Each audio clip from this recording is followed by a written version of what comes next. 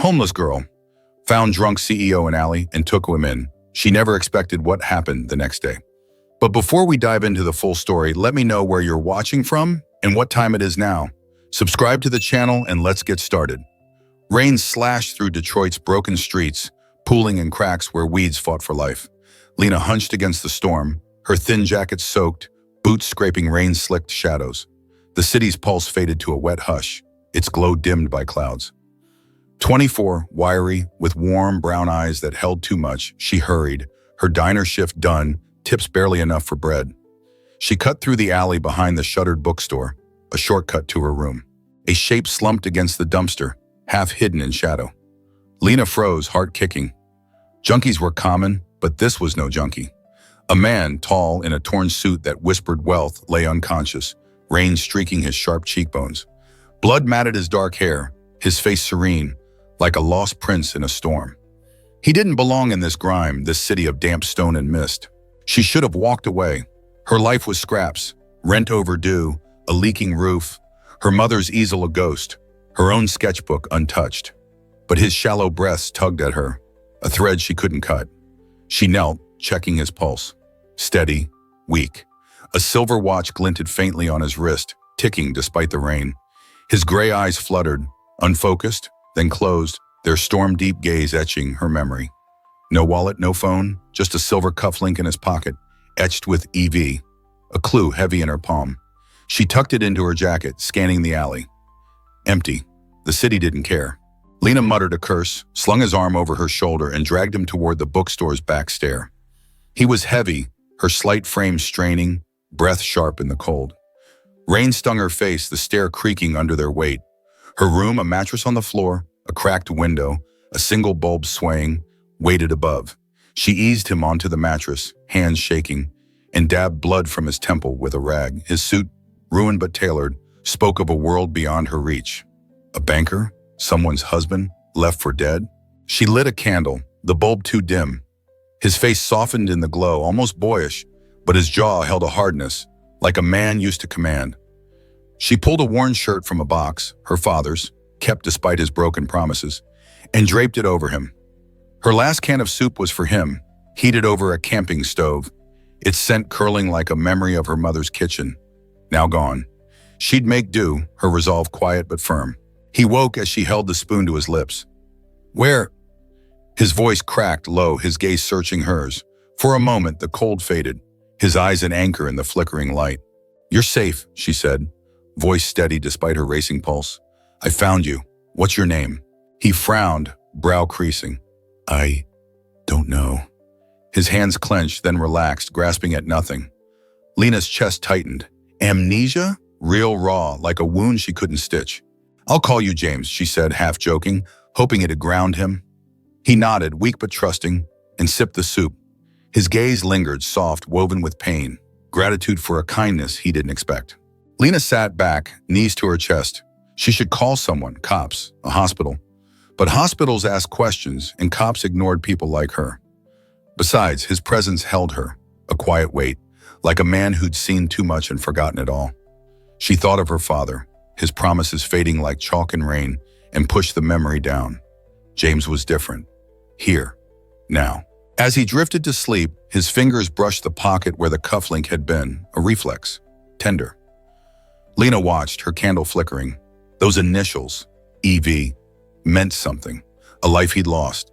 A secret he carried even now in the way his lips parted, whispering a word she couldn't catch. It was a name, she thought, or a place, hidden like a shadow at dawn.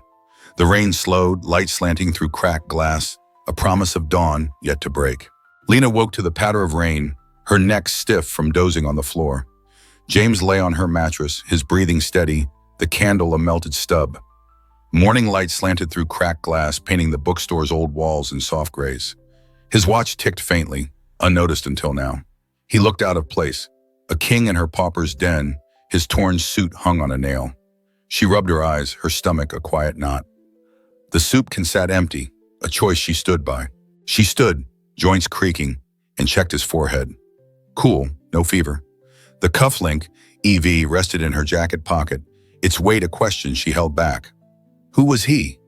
She pushed the thought away, grabbing a stale heel of bread from her bag. She tore off a piece, chewing slowly, her eyes on the sketches taped to the wall. Her mother's bold lines of a Detroit reborn, a community center half finished in Lena's pencil marks. She clutched her sketchbook, its pages holding dreams dimmed since her father walked away, his promises as empty as the shirt he'd left.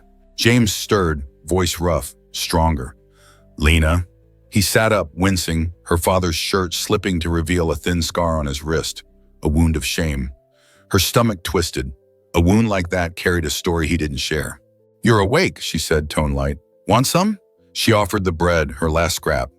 He hesitated, then took it, his fingers brushing hers. The touch lingered, a spark in the dim room. "Thanks," he murmured, holding the bread uneaten. His gaze drifted to the window, the light framing his tightened jaw. "This place, it feels familiar, but wrong." Lena sat cross-legged, watching him, his jaw a sign of tension. "What do you remember, anything?" She leaned forward, voice soft but urgent. She needed answers, not just for him, but for the ache in her chest, the fear he'd vanish, like her father, leaving only echoes. He frowned, rubbing his temple. Flashes, a glass building, a cold laugh like a brother's, screens flickering with could I built. His voice was raw, unguarded. "I don't know who I am, Lena, but I'm not this." He gestured to the room, her world of cracked walls and secondhand hope. Her chest grew heavy. She wanted to snap that this was her life, not a detour. Instead, she pointed to the sketches, her sketchbook in hand. "My mom drew those. Thought art could fix this city. I used to believe her." The words slipped out, sharp with old pain. Her father's face flashed, his voice promising a home, then silence. She shook it off. "Tell me something. A name, a place." James studied the sketches, fingers tracing the bread's crust. A skyline, taller than this, a room with screens, numbers moving fast. "Someone calling me." He stopped, jaw tight. "It's gone." Lena's heart raced. A skyline, code, corporate? She pressed, "What else? A sound, a smell?" She needed more, something to keep him here, with her. He closed his eyes, cigar smoke. That laugh, cold, sharp, and a weight, like I carried a choice I hated. His voice dropped, a whisper. "I don't think I liked who I was."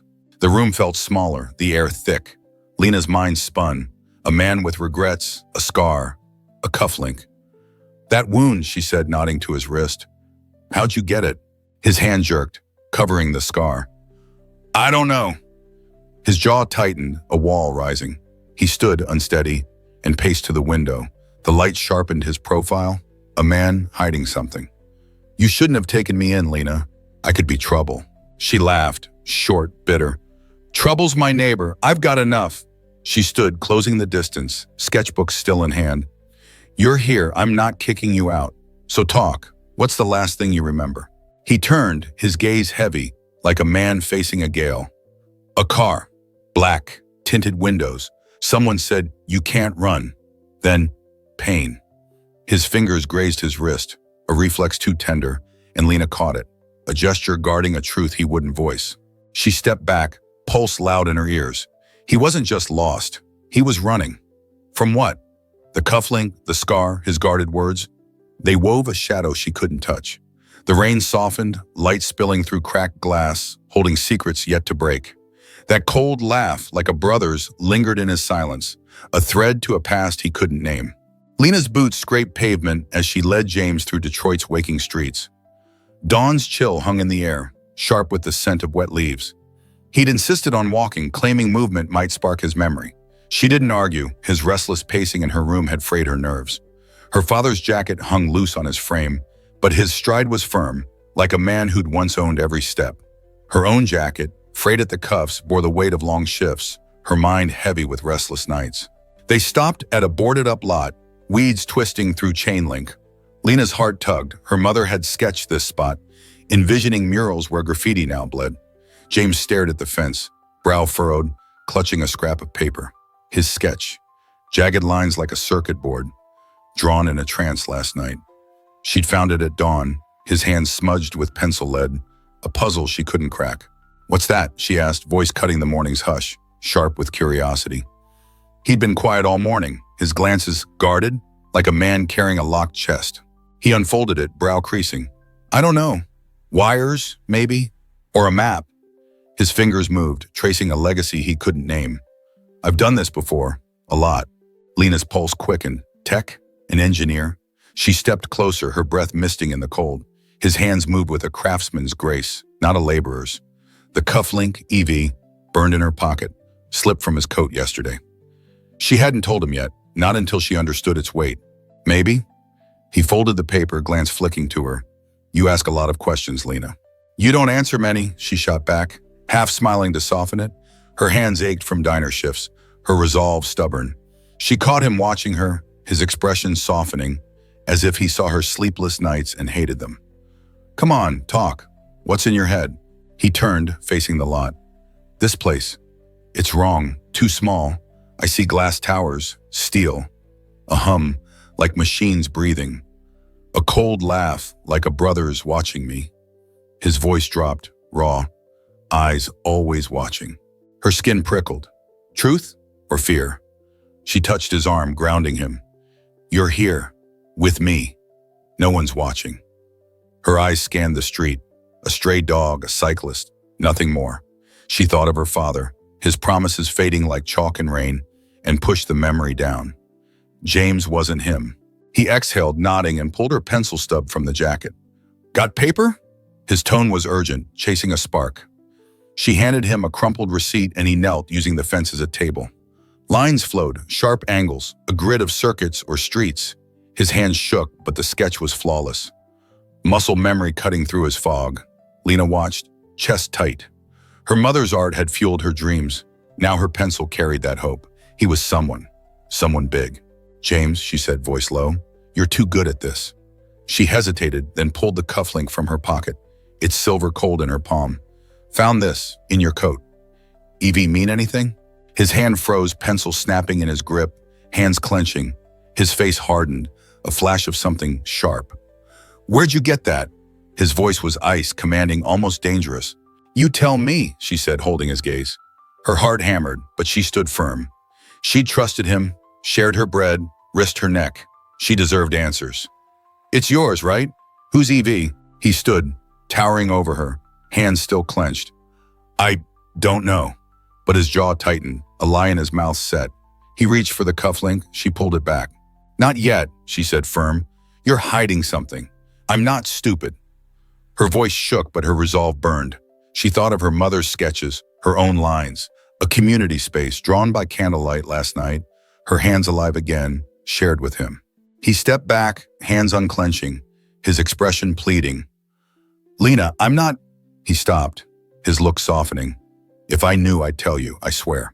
She wanted to believe him. His softened look held her, but the cufflink felt heavy, a key to a door she couldn't open. Fine, she said, pocketing it. But you're not just some guy, James, and I'm not your keeper. They walked back in silence, the city stirring, leaves rustling in the breeze, a faint glow on the horizon. Lena's mind raced. EV, a name? A code? She glanced at James, his profile sharp against the dawn. He wasn't the man she'd saved, not entirely. The sketches, the cufflink, his guarded words, they reshaped him, like a face caught in starlight, familiar yet strange.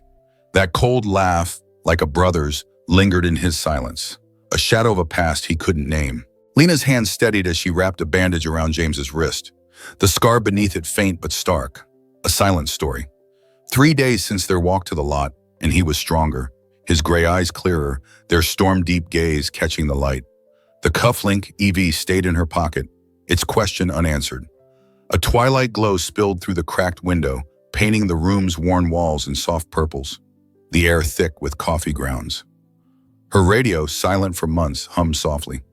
James had fixed it last night, his fingers deft with wires, like a man who'd shaped worlds.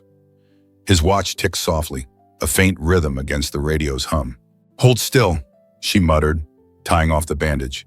He'd scraped his arm hauling crates at the diner, a job she'd pushed him to take for cash. Her shoulders were tight from endless hours, her boots worn thin, but his small axe, carrying her load, splitting their coffee, warmed her. Fear lingered, though. He'd leave soon, she knew, once his memory clicked, and she'd be alone, her mother's easel a shadow in her mind. James flexed his hand, testing the bandage. "You're good at this," he said, voice low, almost teasing. His gaze softened the room's edges. "Ever think of being a nurse?" She snorted, tossing the rag aside. "Can't afford it. I'd rather draw." She nodded to the wall, her mother's sketches bold, her own pencil marks, a community art space, peeking from the edges. Last night she'd sketched again, a city reborn, her hands alive. Her mother's art had held her through loss. Now her pencil carried that strength. "You, though? Fixing radios, drawing circuits? What's your deal?" He laughed, gravel smoothed by a stream. "Maybe I was a tinkerer." He stood, pacing to the radio, its static hum weaving with the twilight. His fingers brushed the dial, then froze, face tightening. "Lena, I remembered something last night." Her heart kicked, coffee forgotten. "What?" She stepped closer, voice sharp, urgent. "Tell me." He turned, eyes distant. A room, chandeliers, jazz, slow and heavy. A voice saying, "You owe me." A cold laugh, like a brother's. Then, a fight. I fell. He touched his wrist, the scar a shadow under the bandage. A fight that marked me. His voice was raw, like he'd pulled the words from deep water. Lena's mind raced. "Jazz, chandeliers. A gala?" Her pulse quickened. "Sounds rich. You sure you're not some big shot?" She kept her tone light, but her eyes searched his, hunting for the lies she'd seen at the lot. He shrugged, jaw tight, a flicker of the man who'd snapped about the cufflink. "If I was, I don't miss it." He tweaked the radio's knob, and a jazz tune spilled out, haunting like a memory-given breath. His eyes widened. I know this." Lena's breath caught. The melody curled around them, heavy, intimate. She saw it in his face, a crack, a door opening. "James, what is it? Talk." He stood, too fast, knocking over a cup. Coffee splashed her sketches, but she didn't care. His voice was tight, rushed. "A name. Ethan, I heard it, at the gala. Someone called me that." He rubbed his temple, the gesture sharp, urgent. "Ethan Vance, maybe, I don't know." Her stomach dropped. Ethan Vance. The cufflink EV clicked, a key turning. She gripped the table, hiding her shock. "Ethan," she repeated, testing it. "That's you?" He shook his head, pacing. "I don't know, it's heavy, like a debt." His gray eyes met hers, raw, pleading. "Lena, if I'm him, I don't want to be. Not yet." Her chest ached. She wanted to demand answers, but his fear stopped her. He wasn't just a stranger. He was James, who fixed her radio, who watched her sketch with quiet awe. "Okay," she said, voice soft. "You're James, for now." He exhaled, shoulders easing. He picked up the spilled cup, fingers brushing her sketches. "These are good," he said, voice steadying. "Yours?" "Some," she admitted, cheeks warm. "Just dreams." She glanced at a flyer on the table, a VanceTech job ad spotted at the diner, promising better pay. A thought flickered, a way to help him, maybe. Not just dreams, his tone was firm, fierce. "Keep drawing." His gaze held hers, the jitesa weaving them close, a moment alive. Lena looked away, heart pounding. Ethan Vance, a name tied to wealth, a world she couldn't touch. She saw it now, his precision, the shadow in his eyes. He wasn't running from a fight, but from himself. The flyer lay, its bold print a quiet call. That name, whispered in his sleep, tied him to a memory she hadn't seen. A gala, a betrayal, a cold laugh like a brother's. A life that could pull him from her, like a thread unraveling in the dark. Lena's sneakers squeaked on the diner's linoleum, her apron frayed at the edges. She slung plates of hash browns to truckers, her mind on James. Ethan Vance, the name that haunted her. 2 weeks since the jazz tune named him, and he was changing. Stronger, he worked the kitchen, washing dishes for cash, his hands quick, brow furrowed when he thought she wasn't looking. Summer heat thickened the air, the diner's grease-slicked counter sharp with coffee and burnt toast. Her shoulders were tight from endless hours, her eyes heavy, but she pushed on, driven to keep him close. She'd applied for VanceTech's mailroom job, a flyer's promise of better pay spurring her. Ethan's antibiotics demanded it. During a break she'd sketched, his talk of purpose rekindling her spark. Her pencil traced a community art space, lines bold with hope. Her mother's art had held her through loss. Now it fueled her, her father's absence, a dull ache she'd outgrown. Ethan watched, nodding.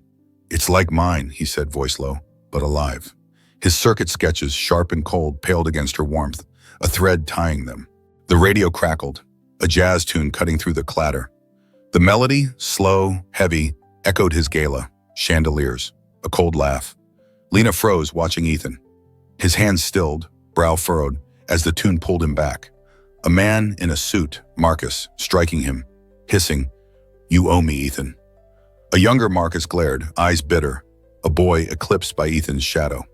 The betrayal burned, a fight that marked him. She shook it off, weaving through the lunch rush. Ethan spoke of kindness now, of building what lasted, words alien to the man he might be. She caught him watching, hating her exhaustion. Yesterday he'd split his coffee, silent. She'd drunk it, throat tight, needing his presence. The diner's TV flickered above the counter. A news ticker flashed. VanceTech CEO missing, bored in chaos. The screen showed a grainy photo. Tall, dark hair, Ethan's face unmistakable. Her stomach dropped. She grabbed his arm, pulling him to the alley out back. The air was warm, the brick wall rough under her fingers, grease lingering in her nose. "That's you," she hissed, voice sharp. "Ethan Vance, don't lie." Her heart pounded, not with fear, but with a fierce need to know, to hold him here. His jaw tightened, fists clenching. "I don't know, Lena." His voice wavered, guilt or memory. "I saw it.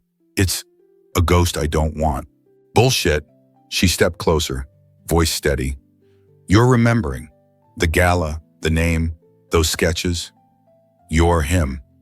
Her words were firm, a fight for truth, for the man who'd shared her dreams. She'd saved him, trusted him, and she'd anchor him now. He grabbed her shoulders, gentle but firm. "Listen, that life, code I built, an empire, empty." His face burned, raw. "You showed me something real, Lena. Purpose." Her breath hitched. His hands were warm, grounding, her determination surging. "You can't hide forever, Ethan. They're looking for you." She thought of the VanceTech job, her application, a bridge to his world. "And I'm not letting you go without a fight." He let go, stepping back, face pale. "I'm not leaving. Not yet." His voice faltered, a man at a crossroads. He turned, staring at the alley's brick, graffiti fading like promises. "I don't know who I was, but I know who I want to be." She believed him, her resolve iron. Her mother's sketches, her own lines drawn in the diner, flashed, hope, not loss. Her father's shadow, once heavy, faded. Ethan's presence sharpened her. "Good," she said, firm. "Then be him, here." His fight was hers, a shared path. The diner's clatter called her back. "Work," she muttered, turning. His hand caught hers, brief, electric. "Lena," he said, soft. "Thank you for seeing me." His look held her, a promise she trusted, not as Ethan Vance, but as James, her James. She pulled away, heart racing, and walked inside. The TV looped, VanceTech, a missing king, a life waiting. Her sketchbook, tucked in her apron, pressed against her side, its lines a vow. The jazz tune faded, but its echo lingered, a crack in his past, Marcus's glare, a brother's hate, a rift between the man she knew and the one he'd been, sharp as a broken pane of glass. Lena's fingers trembled as she sorted mail in VanceTech's sterile mailroom, the fluorescent hum sharp against her ears. 3 weeks since the diner's news named James as Ethan Vance, and her world had tilted. He'd left at dawn, his note on her sketchpad. "I'll come back. Keep this." This watch kept time when I had none. Beside his silver watch, its tick a vow she held close. She'd tucked it with the cufflink, her throat raw, and taken this job, her diner flyer application a lifeline to find him. Cool air from vents chilled her, her worn jeans stark against polished floors. Her night shifts drained her, yet she'd sketched in quiet moments, a community art space taking form. Lines bold with purpose. Ethan's words, "Build what matters," drove her. She'd slipped a sketch with a note under his office door, her heart in every stroke, trusting the man her sketch called back, her hope now certain. Confidence held her. She believed in him, in them. A package slipped, thudding to the floor. "Careless," Marcus Thorne hissed, his badge glinting as he loomed. His eyes, sharp as knives, had tracked her since she started. "You don't belong here, Lena." His voice was silk, laced with menace. She muttered an apology, stacking envelopes, but her pulse jumped at a letter for Ethan Vance, CEO. She slipped it into her apron, reckless, driven by need. Later, in her room, she tore it open. "Step down, Ethan, or I expose you." Signed by Marcus. Her stomach churned. Expose what? She lingered after her shift, sneaking to the executive floor, a fake delivery slip her shield. The halls gleamed, all steel and silence, far from her city's warmth. Voices leaked from a conference room. Ethan's, steady but strained, stopped her. Through the glass, he faced Suits, Marcus at the head, his smile ablade. "You've been gone too long, Ethan," Marcus said, venom smooth, shoulders stiff. "The board wants stability, not a ghost." Ethan's hands steadied on the table. "I'm here. Let's move forward." He searched the window as if for her. Lena's chest ached. He looked caged, a man in a mask. She slipped away, but Marcus's voice followed. A phone call. "Lena Carter's a problem. Dig deeper." Her blood froze. He knew her. How? Days blurred, shifts a haze of dread. Marcus's gaze sharpened, his sneer constant. Then it came. A file on her desk. Confidential. VanceTech schematics. Her badge logged, her name flagged. Security hauled her to an office, Marcus waiting, smile triumphant. "Stealing secrets, Lena," he said, leaning close. "You're finished." Her voice shook, but she stood tall. "You framed me, I didn't touch it." Her mind flashed to his memo, his threat. This was blood, not business. She trusted Ethan, her sketch a bridge to him. Marcus laughed, cold. "You think Ethan cares? You're nothing to him." He leaned closer, voice a hiss. "He's my half-brother, the golden son, always favored." That scar, his failure etched with that night's pain. Lena's breath caught. Scar, the gala fight. A memory flickered. Ethan as a boy, their father's praise. "You're the heir." Marcus's face twisting, a wound festering. "Your lies end here, Marcus," a voice cut through. Ethan strode in, presence commanding, brow creased. "Let her go, cut." He turned to Lena, voice low. "Your sketch, its lines like my circuits, unlocked it all. I built VanceTech, but your sketch showed me more. My mother taught me to build hope, like you." Her heart raced. Her art, her mother's legacy, had brought him back. Marcus sneered. "She's a thief, Ethan." Ethan's look silenced him. "She's not. Your schemes are done." His voice was steel, shoulders stiff. "The board knows." Marcus lunged, venomous. "You think that scar makes you noble? It's your shame, brother." He stormed out, spitting. "This isn't over, Ethan. I'll leak falsified records to ruin VanceTech." Lena knew charges would follow, his fraud exposed. Security released her. Lena's knees buckled.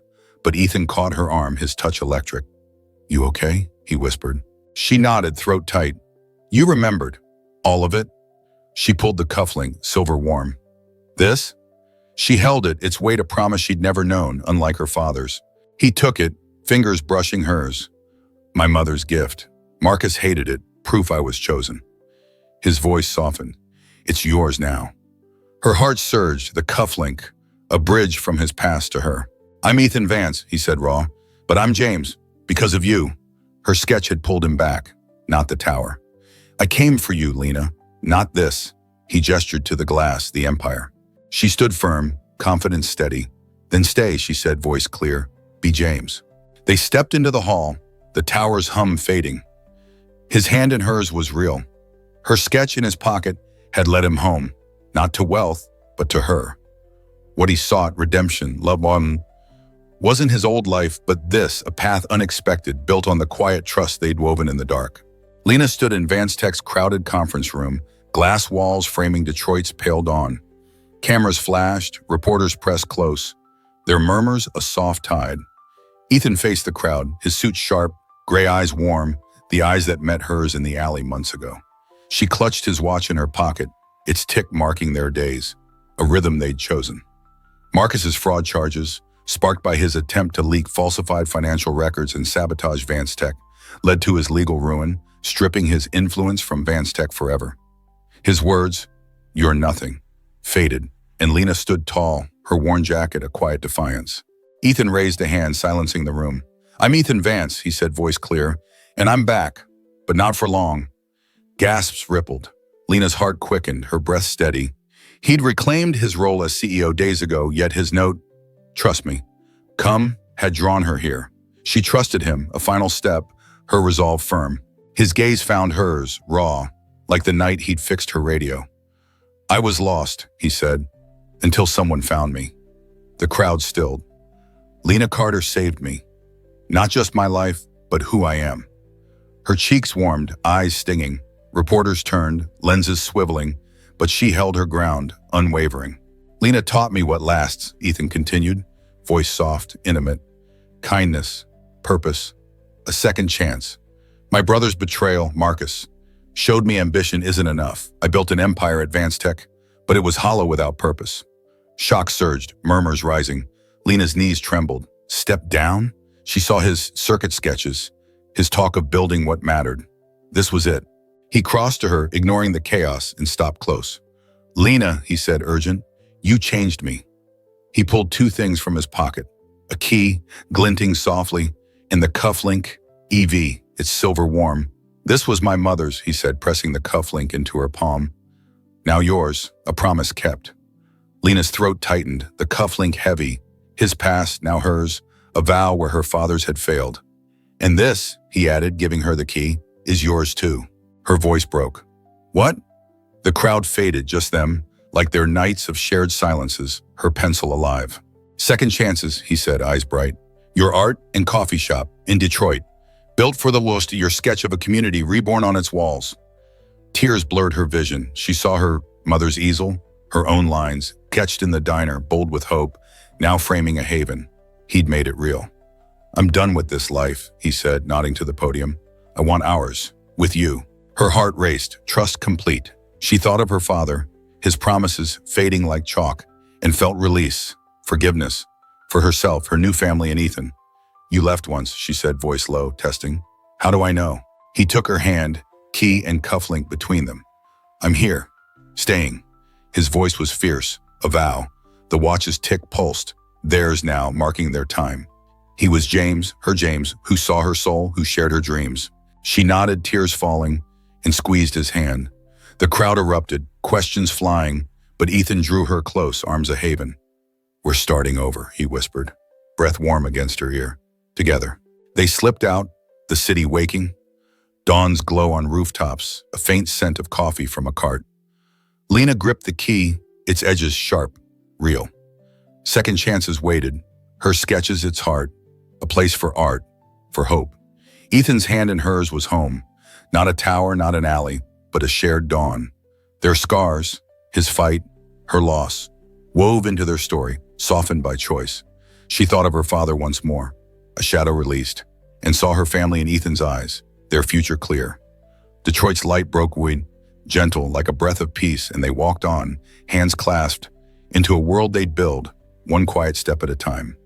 If this story moved you, if it reminded you that hope can be found in the most surprising moments, don't forget to like, share, and subscribe to Heartwarming Love Story. We bring you stories that touch the soul, renew your belief in kindness, and highlight what's truly important in life.